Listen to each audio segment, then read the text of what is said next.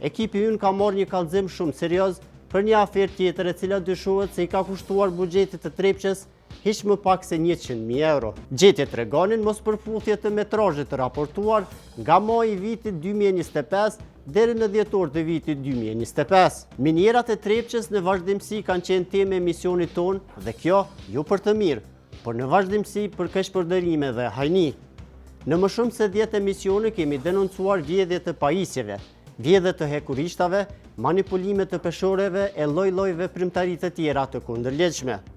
Shumica këtyre rasteve vazhdojnë të jenë të hapura dhe askush nuk ka dhënë llogari për to.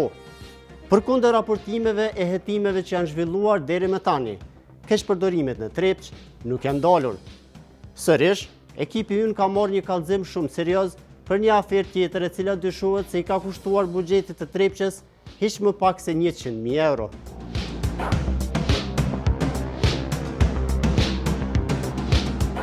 Të i shohim me radhë informacionet që i kemi pranuar. Dyshimet e reja për keqpërdorimin në Trepçë lidhen me pagesat e minatorëve. Një vit më parë, Bordi i Bikqyrës kishte vendosur të ulte pagesat për rrezikshmëri për minatorët.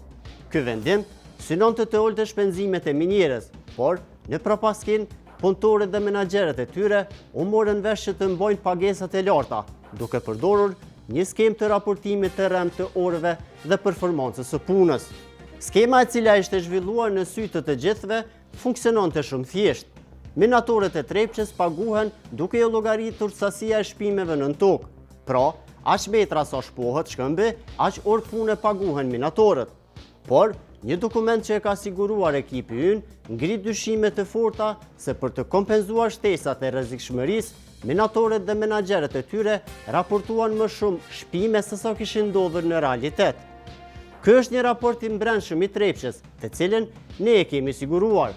Të jemi të qartë, ky raport është mbajtur larg publikut dhe nuk ndodhet në faqet e Trepçës.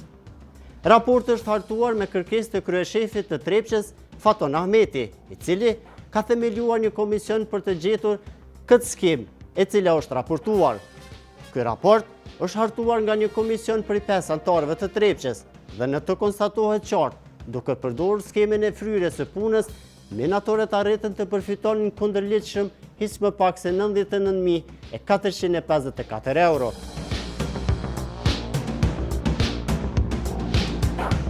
Raporti që kemi siguruar shpjegon qartë rrjedhjen e ngjarjeve. Pas një sinjalizimi të brendshëm, kryeshefi ekzekutiv i Trepçës, Faton Ahmeti, me 25 shkurt 2026, formon një komision për vlerësim të normës së raportuar të metrazhit të shpimit në minierën e Stantërgut.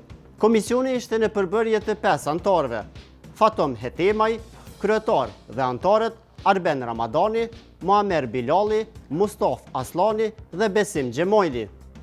Komisioni, sipas raportit, doli në terren, zhvilloi intervista dhe kreu motje. Rezultatet në fund të kalkulimeve dolën se raportimi manipuluar i normës së metrazhit në minier kapte vlerën e 99.454 eurove. Gjetjet tregonin mospërputhje të metrazhit të raportuar nga maji i vitit 2025 deri në dhjetor të vitit 2025. Në minierën e Stantërgut në Mitrovicë, sipas informacioneve të siguruara, janë rreth 90 zehtar dhe ndim zehtar që kryejnë punën në horizontet aktive të minierës së Trepçës. Këta minator monitoruan nga 13 mbikëqyrës, të cilët në deklaratat para komisionit kanë pranuar që kishte raportim më të lartë të metrazhit se sa realizimi faktik në terren.